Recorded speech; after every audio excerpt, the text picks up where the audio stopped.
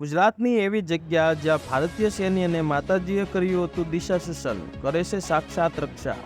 બનાસકાંઠા જિલ્લાના સરહદી વિસ્તાર અને ભારત પાકિસ્તાન બોર્ડર પર આવેલા નળેશ્વરી માતાનું મંદિર લોકોની આસ્થાનું કેન્દ્ર બન્યું છે. મંદિરે ખાસ BSFના જવાનો દ્વારા પૂજા અર્ચના કરવામાં આવે છે.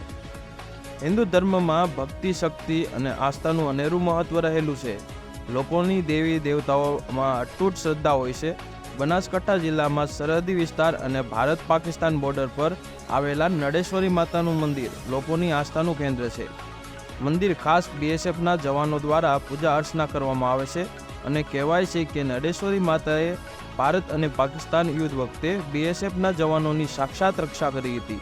તે સમયથી આજ દિન સુધી BSFના જવાનો બે સમય માં નળેશ્વરીની પૂજા અર્ચના કરે છે અને ભાવિકો પણ દૂર દૂરથી માં નળેશ્વરી માતાના દર્શન કરવા માટે આવે છે.